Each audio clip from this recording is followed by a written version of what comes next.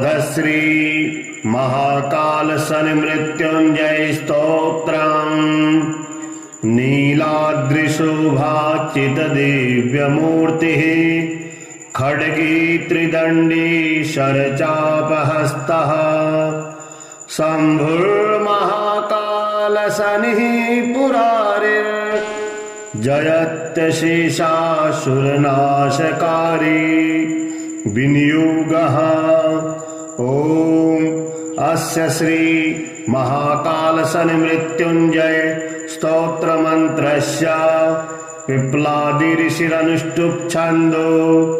महाकाल सन्निर्देवता संबीजमायोषि शक्तिः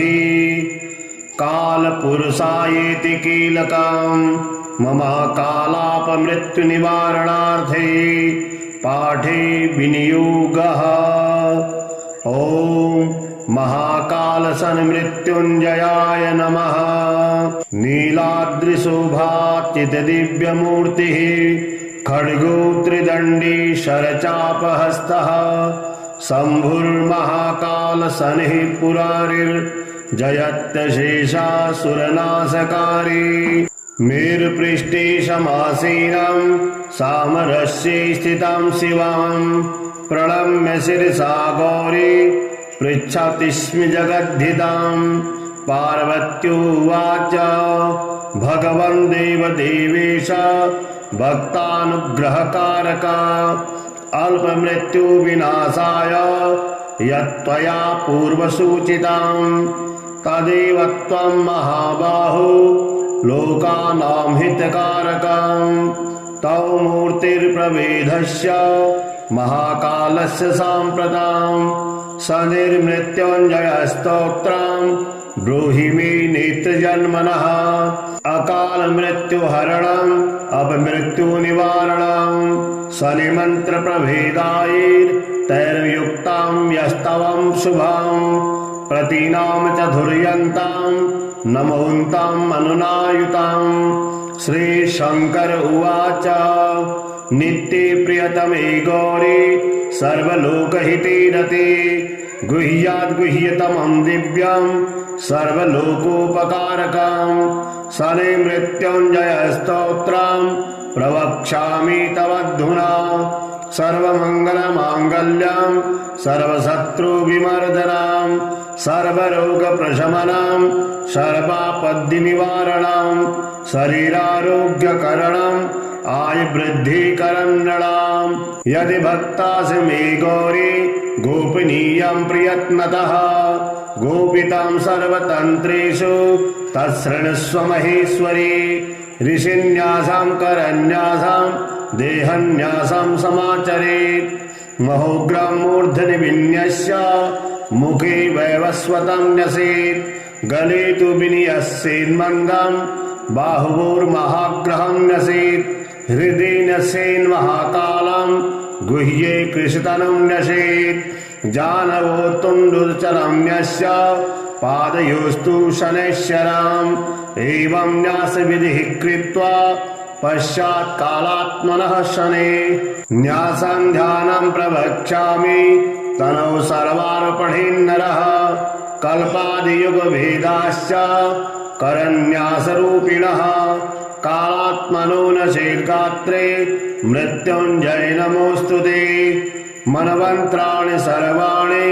महाकालस्वरूपिणः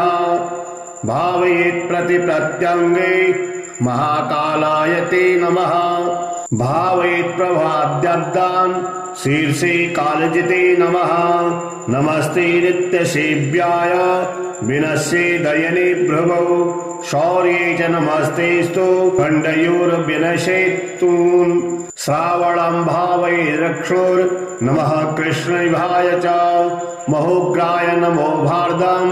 तथा श्रवणयोर्नशेत्। नमो वैदुर्निरीक्षाय चाश्विनं विनशेन्मुखे नमो नीलमयूखाय ग्रीवायां कार्तिकं नशेत्। मार्गशीर्षनशेद्बाहुर्महारौद्राय ते नमः। ऊर्ध्वलोकनिवासाय पौषं तु हृदये नशेत्। नमः कालप्रबोधाय माघं वोचोदयनिर्यसेत् मंदगाय नमो मेढ्रे नश्येत् फाल्गुनं तथा ऊर्वयोर्नश्येत् चैत्रमासं नमः शिवोऽस्भवाय च वैशाखं विर्येश्चार्वोर्नमः संवर्तकाय च जङ्घयोर्भावे ज्येष्ठं भैरवाय नमस्तथा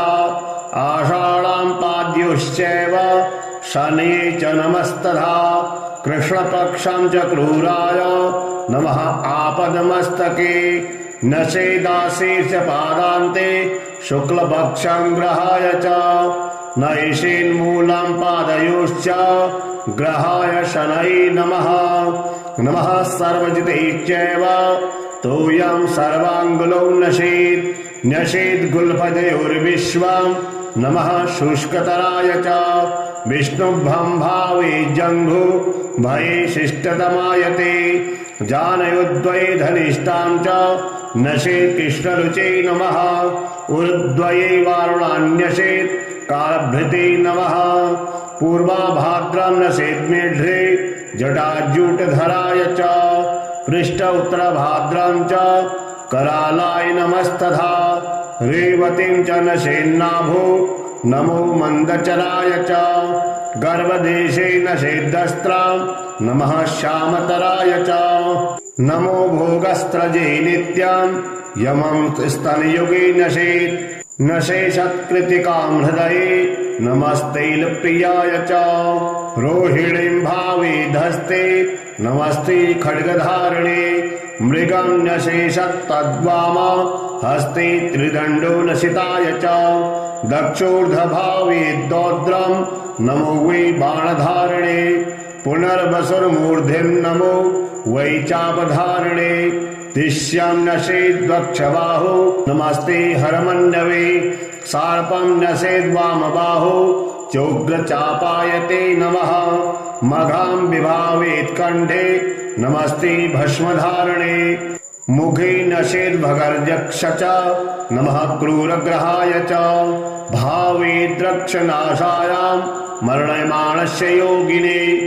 भावेद्वामनाशायां हस्तर्क्षं धारणे नमः त्वष्ट्राणं नक्षते दक्षकर्णे कृशान्नप्रियायते स्वातिं नशेद्वामकर्णे नमो बृहन्नमयाय च विशाखां च दक्षनेत्रे नमस्ते ज्ञानदृष्टये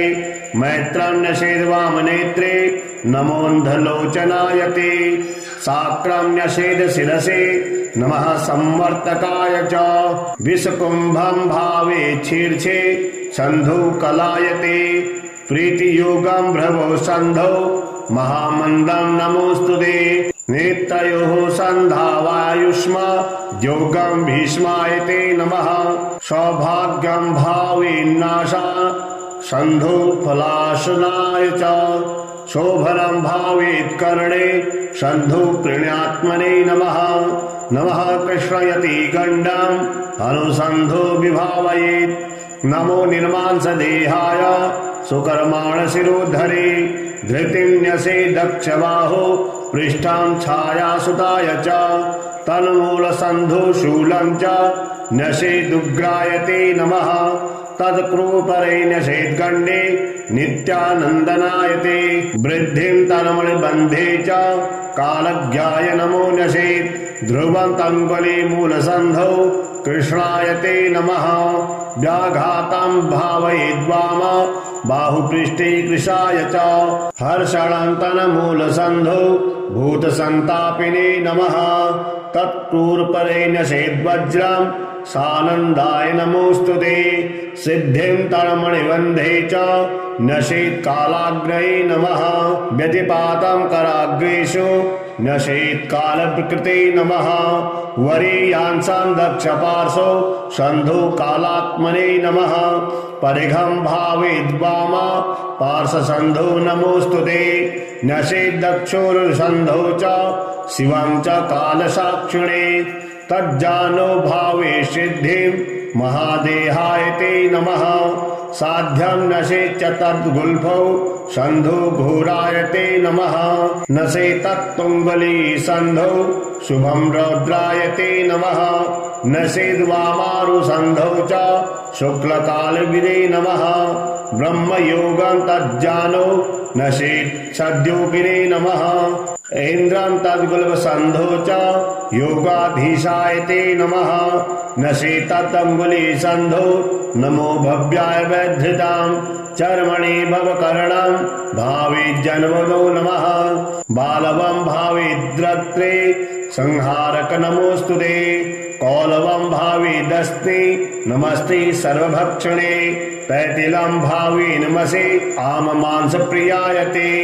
गरं नशे त्वत्पायां च सर्वग्रासाय ते नमः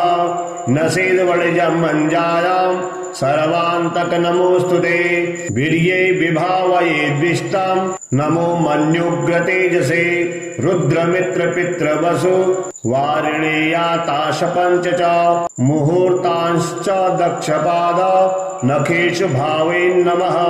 खगेशाय च खस्थाय खेचराय स्वरूपिणे पुरुहूत शतमखे विश्ववेदो विदुस्तथा मुहूर्ताश्च वामपाद नखेषु भावे नमः सत्यव्रताय सत्याय नित्यसत्याय ते नमः सिद्धेश्वर नमस्तुभ्यं योगेश्वर नमोस्तुते वहने नक्तञ्चराश्चैव वारुणाय यमनुर्नकां मुहूर्ताश दक्षहस्त नखेषु भावे नमः लग्नोदयाय दीर्घाय मार्गणे दक्षदृष्टये वक्राय चातिक्रूराय नमस्ते वामदृष्टये वामहस्तान्क्रवेशन्त्य वर्णेशाय नमोस्तुते गिरिसाहिर्बुध्यपूषा जपस्तत्रास्त्राश भावयेत् राशिभोक्त्रे राशिगाय राशिभ्रमणकारणे राशिनाथाय राशीनां फलदात्रे नमोस्तुते यमाग्रिचन्द्रादितिज विधातृश्च विभावयेत् ऊर्ध्वं हस्तदक्षनखेष्वत्य कालाय ते नमः तुलोचास्ताय सौम्याय नक्रकुम्भगृहाय च समीरत्वजष्टजीवाश्च विष्णुतिग्माद्युतिन्यसेत् ऊर्ध्ववामहस्ते नखेष्वन्यग्रह निवारणे तुष्टाय वरिष्ठाय नमो राहुसखाय च रविवारं ललाटे च नशेत् भीमदशे नमः सोमवारं नशेदास्ये नमो मृत्युप्रियाय च भौमवारं नशे स्वान्ते नमो ब्रह्मस्वरूपिणे मेधष्टं नशे सौम्यवारं नमो जीवस्वरूपिणे वृषणे गुरुवारं च नमो मन्त्रस्वरूपिणे भृगुवारमलद्वारे नमः प्रलयकारिणे पादयोः शनिवारं च निर्मांसाय नमोस्तुते घटिकान्यस्येत् केशेषु नमस्ते सूक्ष्मरूपिणे कालरूपं नमस्तेस्तु सर्वपापप्रणाशकः त्रिपुरस्य वधार्थाय शम्भुजाताय ते नमः नमः कालशरीराय कालन्युनाय ते नमः कालहेतु नमस्तुभ्यं कालनन्दाय वै नमः अखण्डदण्डमानाय त्वनाद्यन्ताय वै नमः कालदेवाय कालाय कालकालाय ते नमः निमेषति महाकल्प कालरूपं च भैरवं मृत्युञ्जयं महाकालं नमस्यामि शनैश्चरां दातारं सर्वभव्यानां भक्तानाम् अभयङ्करं मृत्युञ्जयं महाकालं नमस्यामि शनैश्चरं कर्तारं सर्वदुःखानां दुष्टानां भयवर्धनं मृत्युञ्जयं महाकालं नमस्यामि शनैश्चरं हर्तारं ग्रहजातानां फलानामघकारिणां मृत्युञ्जयं महाकालं नमस्यामि शनैश्चरं सर्वेषां मे भूतानां सुखदां साधनमव्ययं मृत्युञ्जयं महाकालं नमस्यामि शनैश्चरं कारणं सुखदुःखानां भावाभावस्वरूपिणं मृत्युञ्जयं महाकालं नमस्यामि शनैश्चरं अकालमृत्युहरण मृत्युनिवारणं मृत्युञ्जयं महाकालं नमस्यामि शनैश्चरं कालरूपेण संसार भक्ष्यन्तं महाग्रहं मृत्युञ्जयं महाकालं नमस्यामि शनैश्चरां दुर्निक्षां स्थूलरूपां भीषणां दीर्घलोचनां मृत्युञ्जयं महाकालं नमस्यामि शनैश्चरां ग्रहाणां ग्रहभूतां च सर्वग्रहनिवारणं मृत्युञ्जयं महाकालं नमस्यामि शनैश्चरां कालस्य वशगा सर्वे न कालः कस्यचिद्वशः तस्मात् त्वं कालपुरुषं प्रणतोऽस्मि शनैश्चरां कालदेव जगत्सर्वं काल एव विलीयते कालरूपं स्वयं स्वम्भुः कालात्मा ग्रहदेवता चण्डीषु रुद्रदा कन्या क्रान्तचण्डीश उच्यते विद्युदाकलितो नद्यां समारूढो रसाधिपः चण्डीशः सुप्तसंयुक्तो जिह्वायां ललितः पुनः शतजस्तामसेषोभिः स्थिरात्मा विद्युतायुतः नमोऽनन्तो मनोरित्येष शनितुष्टिकरः शिवे आद्यन्तेष्टोत्तरशतं मनोमीनं जपे नरः यः पठे शृणुयादपि ध्यात्वा सम्पूज्य भक्तितः तस्य मृत्युभयं चैव सद्वर्षावधिको प्रिये ज्वरा सर्वे विनश्यन्ति दद्रुविस्फोटकच्छुकाः दिवा सौरिं स्मरेत्रात्रो महाकालं यजन् पठेत् जन्मच्छेदासौरिर्जपेदेत् सहस्रकां वेदके वामवेदे वा जपे अर्धसहस्रकां द्वितीये द्वादशे मन्दे तनोवाचाष्टमीपि वा तद्रासो भवेद्यावत् पठेत्तावद्दिनावधि चतुर्थे दशमे वापे सप्तमे नवपञ्चमे गोचरे जन्म लग्नेशे दशासन्तर्दशासु च गुरुलाघव ज्ञानेन पठेद्दावृत्तिसंख्यका शतमेकान्त्रयं वामं सद्युग्मं कदाचन आपदस्तस्य नश्यन्ते पापानि च भयं भवेत् महाकालये पीठे स्थवा जलसन्निधौ पुण्यक्षेत्रे स्थमूले तैलकुम्भाग्रतो गृहे नियमेकभक्तेन ब्रह्मचर्येण मौनिना श्रोतव्यं पठितव्यं च साधकानां सुखावहं परं स्वस्तयनं पुण्यं स्तोत्रं मृत्युञ्जयाभिधं कालक्रमेण कथितं न्यासक्रमसमन्वितं प्रातः काले शुचिर्भूत्वा पूजायां च निशामुखे पठतां नैव दुष्टेभ्यो व्याघ्रसर्पादितो भयं नाग्रतो च जलाद्वायुर्देशे देशान्तरेऽथवा नाकाले मरणं तेषां नापि मृत्युभयं भवेत् आयुर्वर्षशतं साग्रं भवन्ति चिरजीविनः नान्तः परतरं स्तोत्रं शनितुष्टिकरं महत् शान्तिकं शीघ्रफलदं स्तोत्रमेतन्मयोद्दितं तस्मात् सर्वप्रयत्नेन यदिच्छेदात्मनो हितं कथनीयं महादेवी नैवा भक्तस्य कस्यचित् ॐ महाकालसन्मृत्युञ्जयाय नमः नीलाद्रिशोभाचितदिव्यमूर्तिः खड्गो त्रिदण्डी शरचापहस्तः शम्भुर्महाकालशनिः पुरारिर्जयत्यशेषासुरनाशकारी मेरुपृष्ठे समासीनं सामरस्ये स्थितं शिवं प्रणम्य शिरसा गौरी पृच्छति स्म जगद्धितं पार्वत्युवाच भगवन् देवदेवेश भक्तानुग्रहकारका अल्पमृत्युविनाशाय यत्त्वया पूर्वसूचितं तदेव त्वं महाबाहो लोकानां हितकारकं तौ मूर्तिर्प्रभेदस्य महाकालस्य साम्प्रतं शनिर्मृत्युञ्जयस्तोत्रं ब्रूहि मे नेत्रजन्मनः अकालमृत्युहरणम् अपमृत्युनिवारणं शनिमन्त्रप्रभेदायैर्तैर्युक्तं यस्तवं शुभं प्रतीनां च धुर्यन्तं नमोऽन्तं अनुनायुतं श्रीशङ्कर उवाच नित्ये प्रियतमे गौरी सर्वलोकहिते रते गुह्याद्गुह्यतमं दिव्यं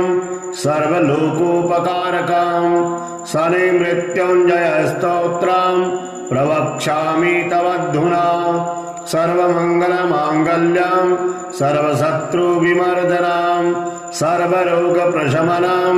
सर्वापद्निवारणं शरीरारोग्यकरणं आयुवृद्धिकरं नृणाम् यदि भक्तासि मे गौरी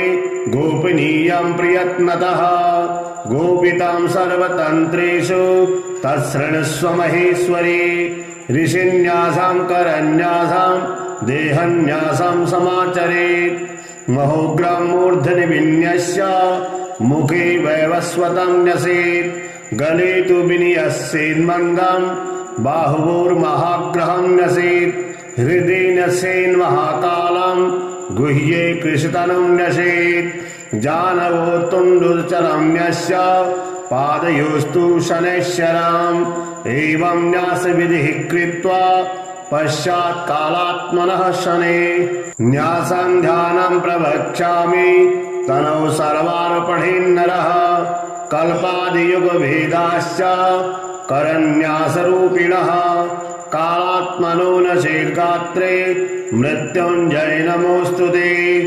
मनवन्त्राणि सर्वाणि महाकालस्वरूपिणः भावयेत् प्रतिप्रत्यङ्गे महाकालाय ते नमः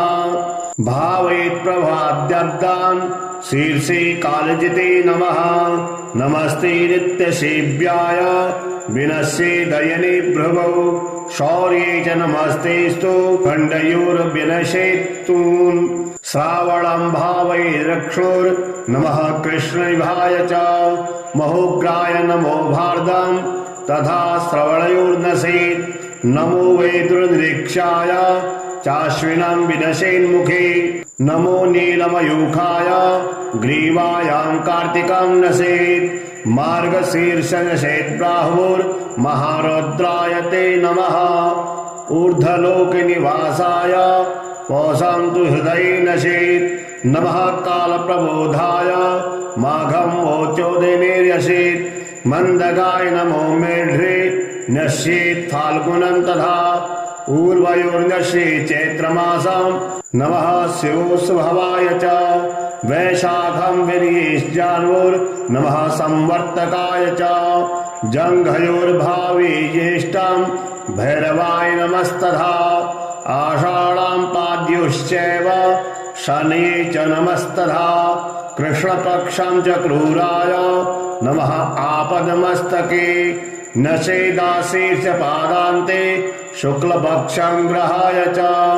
नैषेन्मूलं पादयोश्च ग्रहाय शनये नमः नमः सर्वजिते चैव तोयं सर्वाङ्गुलौ नशेत् न्यसेद्गुल्फदयोर्विश्वं नमः शुष्कतराय च विष्णुभं भावे जङ्घु भये शिष्टतमाय ते जानयोद्वये धनिष्ठां च नशेत् कृष्णरुचे नमः उर्द्वये वारुणान्यसेत् कालभृते नमः पूर्वाभाद्रं नशेत् मेढ्रे जटाजूटधराय च पृष्ठ उत्तरभाद्रं च करालाय नमस्तथा रेवतीं च नशेन्नाभो नमो मन्दचराय च गर्भदेशे नशेद्दस्त्रां नमः श्यामतराय च नमो भोगस्त्रजे नित्यं यमं स्तनयुगे नशेत् नशेषत्कृतिकां हृदये नमस्तैलप्रियाय च रोहिणीं भावे धस्ते नमस्ते खड्गधारिणे मृगं नशेषत्तद्वामा हस्ते त्रिदण्डो नशिताय च दक्षोर्धभावे दौद्रं नमो वै बाणधारिणे पुनर्वसुर्मूर्धिं नमो वै चापधारिणे तिष्यं नशेद्वक्षबाहो नमस्ते हरमण्डवे सार्पं नशेद्वामबाहो चोग्रचापाय ते नमः मघां विभावेत्कण्ठे नमस्ते भस्मधारिणे मुखे नशेद्भगर्यक्ष च नमः क्रूरग्रहाय च भावे द्रक्षनाशायां मरणयमाणस्य योगिने भावेद वामनासायां हस्तर्क्षं धारणे नमः त्वष्ट्राळं नक्षते दक्षकर्णे कृशान्न प्रियायते स्वातिं न्यसेद् वामकर्णे नमो बृहन्नमयाय च विशाखां च दक्षनेत्रे नमस्ते ज्ञानदृष्टये मैत्रं न्यसेद् वामनेत्रे नमोऽन्धलोचनाय ते साक्रं न्यसेद् शिरसे नमः संवर्तकाय च विषकुंभं भावे शीर्षे सन्धुकलायते प्रीतियोगं भ्रवो सन्धौ महामन्दं नमोऽस्तुते नेत्रयोः सन्धावायुष्मा योगं भीष्मायते नमः सौभाग्यं भावेन्नाशा सन्धुफलाशनाय च शोभनं भावेत् कर्णे सन्धुप्रीण्यात्मने नमः नमः कृष्णयति गण्डं अनुसन्धो विभावयेत् नमो निर्मांसदेहाय सुकर्माणशिरोधरे धृतिं न्यसे दक्षबाहो पृष्ठं छायासुताय च तन्मूलसन्धुशूलं च न्यसेदुग्रायते नमः तत्कृपरे न्यसेद्गण्डे नित्यानन्दनायते वृद्धिं तन्मणिबन्धे च कालज्ञाय नमो न्यसेत् ध्रुवं तङ्गुलीमूलसन्धौ कृष्णायते नमः व्याघातं भावयेद्वाम बाहुपृष्ठे कृशाय च हर्षणं तन्मूलसन्धौ भूतसन्तापिने नमः तत्क्रूरपरे न्यसेद्वज्रं सानन्दाय नमोऽस्तुते सिद्धिं तन्मणिबन्धे च न्यसेत् कालाग्रये नमः व्यतिपातं कराग्रेषु न्यसेत् कालविकृते नमः वरीयांसं दक्षपार्श्वो सन्धो कालात्मने नमः परिघं भावेद्वाम पार्श्वसन्धो नमोऽस्तुते न्यसेत् दक्षोरुसन्धौ च शिवं च कालसाक्षिणे तज्जानो भावे सिद्धिं महादेहाय ते नमः साध्यं नशेत् च तद्गुल्फौ सन्धो घोराय ते नमः नशेत्तुङ्गली सन्धौ शुभं रौद्राय ते नमः नशेद्वामारुसन्धौ च शुक्लकालविदे नमः ब्रह्मयोगं तज्जानो नशेत् सद्योगिने नमः ऐन्द्रं तद्गुल्फसन्धौ च योगाधीशाय ते नमः नशेत्तङ्गुलीसन्धौ नमो भव्याय वैधृतां चर्मणि भवकर्णं भावेज्जन्मनो नमः बालवं भावेद्रक्त्रे संहारक नमोऽस्तुते कौलवं भावेदस्ति नमस्ते सर्वभक्षणे तैतिलं भावे नमसे आममांसप्रियायते गरं न्यसेत्वत्पायां च सर्वग्रासाय ते नमः नसेद्वणिजं मञ्जायां सर्वान्तक नमोऽस्तुते वीर्ये विभावये द्विष्टं नमो मन्युग्रतेजसे रुद्रमित्रपितृवसु वारिणेयाताशपञ्च च मुहूर्तांश्च दक्षपाद नखेषु भावेन्नमः खगेशाय च खस्थाय खेचराय स्वरूपिणे पुरुहूतशतमखे विश्ववेदो विदुस्तथा मुहूर्ताश्च वामपाद नखेषु भावेन्नमः सत्यव्रताय सत्याय नित्यसत्याय ते नमः सिद्धेश्वर नमस्तुभ्यं योगेश्वर नमोऽस्तुते वह्नि नक्तञ्चराश्चैव वारुणार्य यमनुर्नकां मुहूर्ताश्च दक्षहस्त नखेषु भावेन्नमः लग्नोदयाय दीर्घाय मार्गणे दक्षदृष्टये वक्राय चातिक्रूराय नमस्ते वामदृष्टये वामहस्तनकृवेशन्त्य वर्णेशाय नमोऽस्तुते गिरिसाहिर्बुध्यपूषा जपस्तत्रास्त्राश भावयेत् राशिभोक्त्रे राशिगाय राशिभ्रमणकारणे राशिनाथाय राशीनां फलदात्रे नमोऽस्तुते यमाग्रिचन्द्रादितिज विधातृश्च विभावयेत् ऊर्ध्वं हस्तदक्षनखेष्वत्य कालाय ते नमः तुलोचास्ताय सौम्याय नक्रकुम्भगृहाय च समीरत्वजष्टजीवाश्च विष्णुतिग्मद्युतिन्यसेत् ऊर्ध्ववामहस्ते नखेष्वन्यग्रहनिवारणे तुष्टाय वरिष्ठाय नमो राहुसखाय च रविवारं ललाटे च नसेत् भीमदसे नमः सोमवारं नसेदास्ये नमो मृत्युप्रियाय च भौमवारं नसे स्वान्ते नमो ब्रह्मस्वरूपिणे मेधष्टं नसे सौम्यवारं नमो जीवस्वरूपिणे वृषणे गुरुवारं च नमो मन्त्रस्वरूपिणे भृगुवारमलद्वारे नमः प्रलयकारिणे पादयोः शनिवारं च निर्मांसाय नमोऽस्तुते घटिकान्यस्येत् केशेषु नमस्ते सूक्ष्मरूपिणे कालरूपं नमस्तेस्तु सर्वपापप्रणाशकः त्रिपुरस्य वधार्थाय शम्भुजाताय ते नमः नमः कालशरीराय कालन्युनाय ते नमः कालहेतु नमस्तुभ्यं कालनन्दाय वै नमः अखण्डदण्डमानाय त्वनाद्यन्ताय वै नमः कालदेवाय कालाय कालकालाय ते नमः निमेषति महाकल्प कालरूपं च भैरवं मृत्युञ्जयं महाकालं नमस्यामि शनैश्चरां दातारं सर्वभव्यानां भक्तानाम् अभयङ्करं मृत्युञ्जयं महाकालं नमस्यामि शनैश्चरं कर्तारं सर्वदुःखानां दुष्टानां भयवर्धनं मृत्युञ्जयं महाकालं नमस्यामि शनैश्चरं हर्तारं ग्रहजातानां फलानामघकारिणां मृत्युञ्जयं महाकालं नमस्यामि शनैश्चरं सर्वेषां मे भूतानां सुखदां साधनमव्ययं मृत्युञ्जयं महाकालं नमस्यामि शनैश्चरं कारणं सुखदुःखानां भावाभावस्वरूपिणं मृत्युञ्जयं महाकालं नमस्यामि शनैश्चरं अकालमृत्युहरणमपमृत्युनिवारणं मृत्युञ्जयं महाकालं नमस्यामि शनैश्चरं कालरूपेण संसार भक्ष्यन्तं महग्रहं मृत्युञ्जयं महाकालं नमस्यामि शनैश्चरं दुर्निक्षं स्थूलरूपं भीषणं दीर्घलोचनं मृत्युञ्जयं महाकालं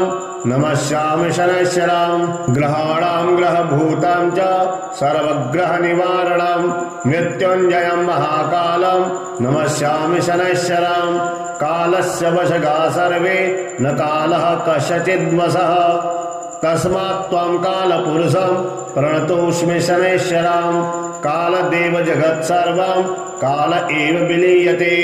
कालरूपं स्वयं शम्भुः कालात्मा ग्रहदेवता चण्डीषु रुद्रदा कन्या क्रान्तचण्डीश उच्यते विद्युदाकलितो नद्यां समारूढो रसाधिपः चण्डीशः शुक्लसंयुक्तो जिह्वायां ललितः पुनः शतजस्तामसेषोभिः स्थिरात्मा विद्युतायुतः नमोऽनन्तो मनोरित्येष शनितुष्टिकरः शिवे आद्यन्तेष्टोत्तरशतं मनोमेनं जपेन्नरः यः पठे शृणुयादपि ध्यात्वा सम्पूज्य भक्तितः तस्य मृत्युभयं चैव सद्वर्षावधिपो प्रिये ज्वरा सर्वे विनश्यन्ति दद्रुविस्फोटकच्छुकाः दिवा सौरिं समरेत्रात्रो महाकालं यजन् पठेत् जन्मच्छेदासौरिर्जपेदेत् सहस्रकां वेदके वामवेदे वा जपे अर्धसहस्रकां द्वितीये द्वादशे मन्दे तनोवाचाष्टमीपि वा तद्रासो भवेद्यावत् पठेत्तावद्दिनावधिः चतुर्थे दशमे वापे सप्तमे नवपञ्चमे गोचरे जन्म लग्नेशे दशासन्तर्दशासु च गुरुलाघव ज्ञानेन पठेद्दावृत्तिसंख्यका शतमेकं त्रयं वामं सद्युग्मं कदाचन आपदस्तस्य नश्यन्ते पापानि च भयं भवेत् महाकालये पीठे अथवा जलसन्निधौ पुण्यक्षेत्रे स्थमूले तैलकुम्भाग्रतो गृहे नियमेकवत्तेन ब्रह्मचर्येण मौनिना श्रोतव्यं पठितव्यं च साधकानां सुखावहम्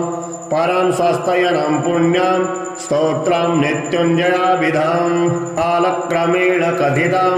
न्यासक्रमसमन्वितं प्रातः काले शुचिर्भूत्वा पूजायां च निशामुखे पठतां नैव दुष्टेभ्यो व्याघ्रसर्पादितो भयं नाग्रतो च जलाद्वायुर्देशे देशान्तरेऽथवा नाकाले मरणं तेषां नापि मृत्युभयं भवेत् आयुर्वर्षशतं साग्रं भवन्ति चिरजीविनः नान्तः परतरं स्तोत्रं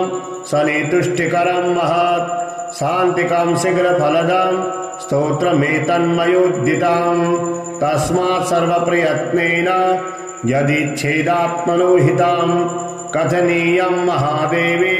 नैवा भक्तस्य कस्यचित्। ॐ महाकालसन्मृत्युञ्जयाय नमः। नीलाद्रिशोभाचितदिव्यमूर्तिः खड्गो त्रिदण्डी शरचापहस्तः शम्भुर्महाकालशनिः पुरारिर्जयत्यशेषासुरनाशकारी मेरुपृष्ठे समासीनं सामरस्ये स्थितं शिवं प्रणम्य शिरसा गौरी पृच्छति स्म जगद्धितं पार्वत्युवाच भगवन् देवदेवेश भक्तानुग्रहकारका अल्पमृत्युविनाशाय यत्त्वया पूर्वसूचितं तदेव त्वं महाबाहो लोकानां हितकारकं तौ मूर्तिर्प्रभेदस्य महाकालस्य साम्प्रतं सनिर्मृत्युञ्जयस्तोत्रं ब्रूहि मे नेत्रजन्मनः अकालमृत्युहरणम् अपमृत्युनिवारणं शनिमन्त्रप्रभेदायैर्तैर्युक्तं यस्तवं शुभं प्रतीनां च धुर्यन्तं नमोऽन्तं अनुनायुतं श्रीशङ्कर उवाच नित्ये प्रियतमे गौरी सर्वलोकहिते रते गुह्याद्गुह्यतमं दिव्यं सर्वलोकोपकारकं शनिमृत्युञ्जयस्तोत्रं प्रवक्ष्यामि तवद्धुना सर्वमङ्गलमाङ्गल्यं सर्वशत्रुविमर्दनं सर्वरोगप्रशमनं सर्वापद्निवारणं शरीरारोग्यकरणम् आयुवृद्धिकरं नृणाम् यदि भक्तासि मे गौरी गोपनीयं प्रयत्नतः गोपितां सर्वतन्त्रेषु तत्शृणुष्व महेश्वरी ऋषिन्यासां करन्यासां देहन्यासां समाचरेत् महोग्रं मूर्धनि विन्यस्य मुखे वैवस्वतं न्यसेत् गले तु विनियस्येन्मन्दं बाहुवोर्महाग्रहं न्यसेत् हृदि न्यसेन्महाकालं गुह्ये कृशतनुं न्यसेत् जानवो तुण्डुचरं न्यस्य पादयोस्तु शनैश्चरम् एवं न्यासविधिः कृत्वा पश्चात् कालात्मनः शने न्यासं ध्यानं प्रवक्ष्यामि तनौ सर्वार्पणेन्नरः कल्पादियुगभेदाश्च करन्यासरूपिणः कालात्मनो नचेद्गात्रे मृत्युञ्जय नमोऽस्तु ते मनवन्त्राणि सर्वाणि महाकालस्वरूपिणः भावयेत् प्रतिप्रत्यङ्गे महाकालाय ते नमः भावयेत् प्रभाद्यब्दान् शीर्षे कालजिते नमः नमस्ते नित्यसेव्याय विनश्ये दयने भ्रुवौ शौर्ये च नमस्तेस्तु खण्डयोर्विनशेत्तून् श्रावणं भावैरक्ष्णुर्नमः कृष्णविभाय च महोग्राय नमो भारदं तथा श्रवणयोर्नशेत् नमो वैदुर्निरीक्षाय चाश्विनं विनशेन्मुखे नमो नीलमयूखाय ग्रीवायां कार्तिकं नशेत् मार्गशीर्ष नशेद्बाहुर्महारुद्राय ते नमः। ऊर्ध्वलोक निवासाय पौषं तु हृदये नशेत् नमः। कालप्रबोधाय माघं वोचोदयनिर्यसेत् मंदगाय नमो मेढ्रे नश्येत् फाल्गुनं तथा। ऊर्वयोर्नश्येत् चैत्रमासं नमः शिवोत्सभवाय च। वैशाखं विनियेश्चान्वोर्नमः संवर्तकाय च। जङ्घयोर्भावे ज्येष्ठं भैरवाय नमस्तथा। आषाढं पाद्योश्चैव शनये च नमस्तथा। कृष्णपक्षं च क्रूराय नमः आपदमस्तके। नशेदाशीर्षपादान्ते शुक्लपक्षं ग्रहाय च। नैषेन्मूलं पादयोश्च ग्रहाय शनये नमः। नमः सर्वजिते चैव तोयं सर्वाङ्गुलौ नशेत्। नशेद्गुल्फदयोर्विश्वं नमः शुष्कतराय च। विष्णुभं भावे जङ्घु भये शिष्टतमाय ते। जानयोद्वये धनिष्ठां च नशेत् कृष्णरुचे नमः। उर्द्वये वारुणान्यशेत् कालभृते नमः। पूर्वाभाद्रं नशेत् मेढ्रे जटाजूटधराय च। पृष्ठ उत्तरभाद्रं च करालाय नमस्तथा। रेवतीं च नशेन्नाभो नमो मंदचराय च। गर्भदेशे नशेद्दस्त्रां नमः श्यामतराय च। नमो भोगस्त्रजे नित्यं यमं स्तनयुगे नशेत्। नशेषत्कृतिकां हृदये नमस्तैलप्रियाय च। रोहिणीं भावे धस्ते नमस्ते खड्गधारिणे। मृगं नशेषत्तद्वाम हस्ते त्रिदण्डो नशिताय च। दक्षोर्धभावे दौद्रं नमो वै बाणधारिणे। पुनर्वसुर्मूर्धिं नमो वै चापधारिणे। तिष्यं नशेद्वक्षबाहो नमस्ते हरमण्यवे। सर्पं नशेद्वामबाहो चोग्रचापाय ते नमः। मघां विभावेत्कण्ठे नमस्ते भस्मधारिणे। मुखे नशेद्भगर्यक्ष च नमः क्रूरग्रहाय च। भावेद्रक्षनाशायां मरणयमाणस्य योगिने। भावेद्वामनाशायां हस्तर्क्षं धारिणे नमः। त्वष्ट्राळं नश्यते दक्षकर्णे कृशान्नप्रियाय ते। स्वातिं नशेद्वामकर्णे नमो बृहन्नमयाय च। विशाखां च दक्षनेत्रे नमस्ते ज्ञानदृष्टये। मैत्रं नशेद्वामनेत्रे नमोऽन्धलोचनाय ते। साक्रं नशेदशिरसे नमः संवर्तकाय च। विषकुम्भं भावे शीर्षे सन्धुकलाय ते। प्रीतियोगं भ्रवो सन्धौ महामन्दं नमोऽस्तुते। नेत्रयोः सन्धावायुष्मा योगं भीष्माय ते नमः। सौभाग्यं भावेन्नाशा सन्धुफलाशनाय च। शोभनं भावेत्कर्णे सन्धुप्रिण्यात्मने नमः। नमः कृष्णयति गण्डं अनुसन्धो विभावयेत्। नमो निर्मांसदेहाय सुकर्माणशिरोधरे। धृतिं न्यसेदक्षबाहो पृष्ठं छायासुताय च। तन्मूलसन्धुशूलं च न्यसेदुग्राय ते नमः। तत्कृपरे न्यसेद्गण्डे नित्यानन्दनाय ते। वृद्धिं तन्मणिबन्धे च कालज्ञाय नमो न्यसेत्। ध्रुवं तङ्गुले मूलसन्धौ कृष्णाय ते नमः। व्याघातं भावयेद्वाम बाहुपृष्ठे कृशाय च। हर्षणं तन्मूलसन्धौ भूतसन्तापिने नमः। तत्पूर्परे न्यसेद्वज्रं सानन्दाय नमोऽस्तुते। सिद्धिं तन्मणिबन्धे च न्यसेत्कालाग्रये नमः। व्यतिपातं कराग्रेषु न्यसेत्कालविकृते नमः। वरीयांसां दक्षपार्श्वौ सन्धुकालात्मने नमः। परिघं भावेद्वाम पार्श्वसन्धौ नमोऽस्तुते। न्यसेद्दक्षोरुसन्धौ च शिवं च कालसाक्षिणे। तज्जानो भावे सिद्धिं महादेहाय ते नमः साध्यं नशे च तद्गुल्फौ सन्धौ घोराय ते नमः नशे तत्तुङ्गली सन्धौ शुभं रौद्राय ते नमः नशेद्वामारुसन्धौ च शुक्लकालविदे नमः ब्रह्मयोगं तज्जानो नशेत् सद्योगिने नमः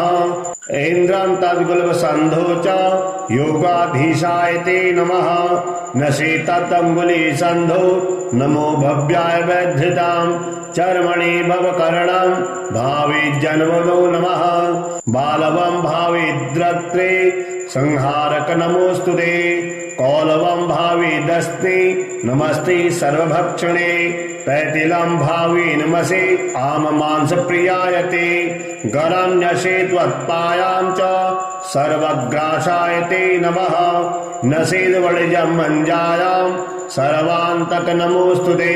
वीर्ये विभावये द्विष्टं नमो मन्युग्रतेजसे रुद्रमित्रपितृवसु वारिणेयाताशपञ्च च मुहूर्तांश्च दक्षपाद नखेषु भावे नमः खगेशाय च खस्थाय खेचराय स्वरूपिणे पुरोहूत शतमखे विश्ववेदो विदुस्तथा मुहूर्ताश्च वामपाद नखेषु भावे नमः सत्यव्रताय सत्याय नित्यसत्याय ते नमः सिद्धेश्वर नमस्तुभ्यं योगेश्वर नमोस्तुते वहने नक्तञ्चराश्चैव वारुणाय यमनुर्नकां मुहूर्ताश्च दक्षहस्त नखेषु भावे नमः लग्नोदयाय दीर्घाय मार्गणे दक्षदृष्टये वक्राय चातिक्रूराय नमस्ते वामदृष्टये वामहस्तान्क्रवेशन्त्य वर्णेशाय नमोस्तुते गिरिसाहिर्बुध्यपूषा जपस्तत्राश्च भावयेत् राशिभोक्त्रे राशिगाय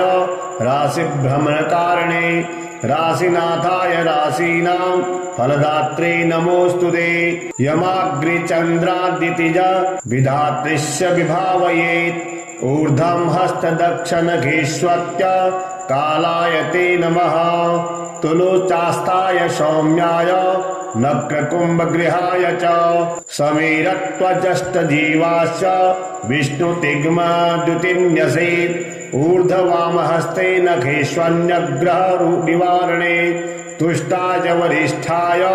नमो राहुसखाय च रविवारं ललाटे च नशेत् भीमदशे नमः सोमवारं नशेदास्ये नमो मृत्युप्रियाय च भौमवारं नशे स्वान्ते नमो ब्रह्मस्वरूपिणे मेधष्टं नशे सौम्यवारं नमो जीवस्वरूपिणे वृषणे गुरुवारं च नमो मन्त्रस्वरूपिणे भृगुवारमलद्वारे नमः प्रलयकारिणे पादयोः शनिवारं च निर्मांसाय नमोस्तुते घटिकान्यस्येत् केशेषु नमस्ते सूक्ष्मरूपिणे कालरूपं नमस्तेस्तु सर्वपापप्रणाशकः त्रिपुरस्य वदार्थाय शम्भुजाताय ते नमः नमः कालशरीराय कालन्युनाय ते नमः कालहेतु नमस्तुभ्यं कालनन्दाय वै नमः अखण्डदण्डमानाय त्वनाद्यन्ताय वै नमः कालदेवाय कालाय कालकालाय ते नमः निमेषति महाकल्प कालरूपं च भैरवं मृत्युञ्जयं महाकालं नमस्यामि शनैश्चरां दातारं सर्वभव्यानां भक्तानाम् अभयङ्करं मृत्युञ्जयं महाकालं नमस्यामि शनैश्चरं कर्तारं सर्वदुःखानां दुष्टानां भयवर्धनं मृत्युञ्जयं महाकालं नमस्यामि शनैश्चरं हर्तारं ग्रहजातानां फलानामघकारिणां मृत्युञ्जयं महाकालं नमस्यामि शनैश्चरं सर्वेषां मे भूतानां सुखदां साधनमव्ययं मृत्युञ्जयं महाकालं नमस्यामि शनैश्चरं कारणं सुखदुःखानां भावाभावस्वरूपिणं मृत्युञ्जयं महाकालं नमस्यामि शनैश्चरम् अकालमृत्युहरणमपमृत्युनिवारणम् मृत्युञ्जयं महाकालं नमस्यामि शनैश्चरम् कालरूपेण संसार भक्ष्यन्तं महाग्रहम् मृत्युञ्जयं महाकालं नमस्यामि शनैश्चरम् दुर्निक्षं स्थूलरूपं भीषणं दीर्घलोचनं मृत्युञ्जयं महाकालं नमस्यामि शनैश्चरम् ग्रहाणां ग्रहभूतं च सर्वग्रहनिवारणम् मृत्युञ्जयं महाकालं नमस्यामि शनैश्चरम् कालस्य वशगा सर्वे न कालः कस्यचिद्वशः तस्मात् त्वं कालपुरुषं प्रणतोऽस्मि शनैश्चरम् कालदेव जगत्सर्वं काल एव विलीयते कालरूपं स्वयं स्वम्भुः कालात्मा ग्रहदेवता चण्डीषु रुद्रदा कन्या क्रान्तचण्डीश उच्यते विद्युदाकलितो नद्यां समारूढो रसाधिपः चण्डीशः शुक्लसंयुक्तो जिह्वायां ललितः पुनः शतजस्तामसेशोभिः स्थिरात्मा विद्युतायुतः नमोऽनन्तो मनोरित्येष शनितुष्टिकरः शिवे आद्यन्तेष्टोत्तरशतं मनोमेनं जपेन्नरः यः पठे शृणुयादपि ध्यात्वा सम्पूज्य भक्तितः तस्य मृत्युभयं चैव सद्वर्षावधिको प्रिये ज्वरा सर्वे विनश्यन्ति दद्रुविस्फोटकच्छुकाः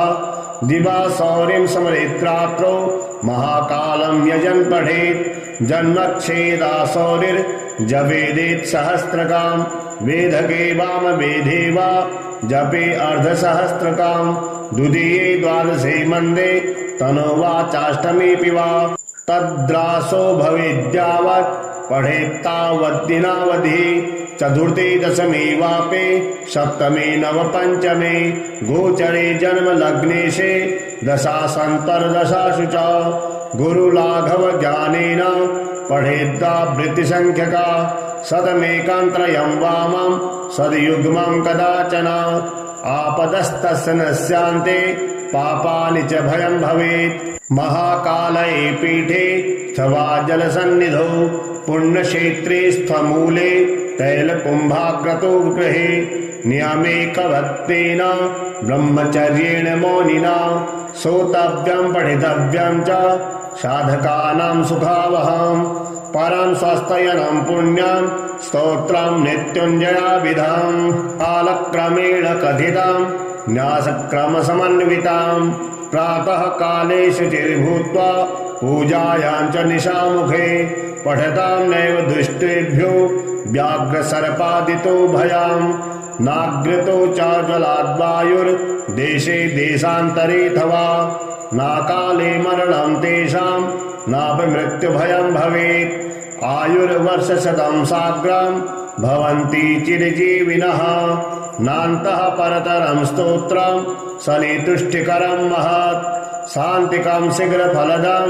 स्तोत्रमेतन्मयोद्दितं तस्मात् सर्वप्रयत्नेन यदिच्छेदात्मनो हितं कथनीयं महादेवी नैवा भक्तस्य कस्यचित्।